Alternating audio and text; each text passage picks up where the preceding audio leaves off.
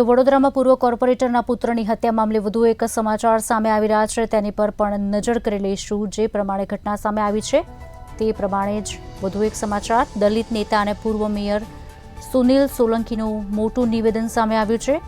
પરિવારને આશ્વાસન આપતા પરિવારનો રોષ થાળે પડ્યો છે। આપને જણાવી દઈએ, પોલીસ અને સરકાર કડક કાર્યવાહી કરે તેવી વાત કરી છે અને બાંહેધરી પણ આપી છે કે કડક કાર્યવાહી કરશે। આરોપીઓ સામે કડક કાર્યવાહી કરવાની બાંહેધરી।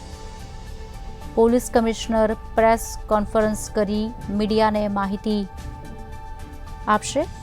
કુખ્યાત ગુનેગારે યુવાનની હત્યા કરી ભયનો માહોલ પેદા કર્યો છે। હિન્દુઓના ઘર ખાલી કરાવવાનું આ ષડયંત્ર હોય તેવી આશંકા જોવાઈ રહી છે। દલિત સમાજ અને પરિવારમાં ભારે આક્રોશ જોવા મળ્યો છે। પરિવારને આશ્વાસન આપ્યું છે અને પરિવારનો રોષ થોડોક થાળે પડ્યો છે। આપને જણાવી દઈએ, વડોદરામાં ભાજપના પૂર્વ કોર્પોરેટરના પુત્રની હત્યાના મામલે જ આ સમાચાર। નંબર 7ના પૂર્વ કોર્પોરેટર શ્રી રમેશભાઈ રાજા, તેમના દીકરાની ગઈકાલે નિર્મમ હત્યા કરવામાં આવી છે।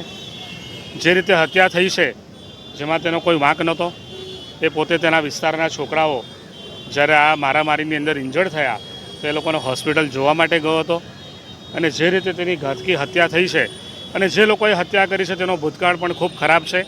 આની પહેલાં પણ ઘણા આવા હુમલાઓ તેઓ કરી ચૂક્યા છે। વડોદરા શહેરના નગરજનોની અંદર ખૂબ જ આક્રોશ છે। પાર્ટીના કાર્યકર્તાઓ અને સમાજના લોકો પણ મોટી સંખ્યામાં રાતથી અમારી સાથે અહીં પોલીસ સ્ટેશન સયાજી હોસ્પિટલ ખાતે મોટી સંખ્યામાં ઉમટી પડ્યા હતા। સરકારમાં પણ અમે આની જાણ કરી છે અને ચોક્કસપણે અત્યારે તમને પણ મીડિયાના લોકોને પણ વડોદરા શહેરના પોલીસ કમિશનર શ્રી પ્રેસના વાર્તાથી તમને પણ માહિતી આપશે। અમને વિશ્વાસ છે કે જે પ્રકારની હત્યા થઈ છે, આશાસ્પદ યુવાન જેનું લગ્ન પણ 3-4 મહિના પછી હતું, એમના ઘરની અંદર એકનો એક પુત્ર હતો, જેનો કોઈ વાંક નહોતો, તેનો કોઈ ઇતિહાસ પણ એવો ખરડાયેલો નથી, કોઈ કેસ નથી અને આવી નિર્મમ હત્યા જ્યારે એની કરવામાં આવે ત્યારે એક પ્રકારના ભયનું વાતાવરણ આ વિસ્તારમાં ફેલાવવામાં આવી રહ્યું છે અને આ ભયના વાતાવરણની અંદર લોકો ઘર ખાલી કરીને જતા રહે તેવી પણ ચેષ્ટા છે આ લોકોની। જે પ્રકારનું કૃત્ય કર્યું છે તેને ચોક્કસપણે સાખી ના લેવાય।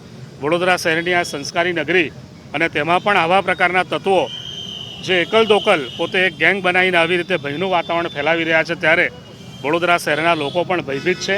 હું ચોક્કસપણે માનું છું કે સરકાર અને પોલીસ ડિપાર્ટમેન્ટ અને અમારા ગૃહ રાજ્યમંત્રી શ્રી હર્ષભાઈ સંઘવીજી, અમારા શહેરના અધ્યક્ષ ડૉક્ટર વિજયભાઈ શાહ, અમારી ચૂંટાયેલી સૌ પાંખ, અમારા સંગઠનના સૌ લોકો, તમામ લોકો એકી અવાજે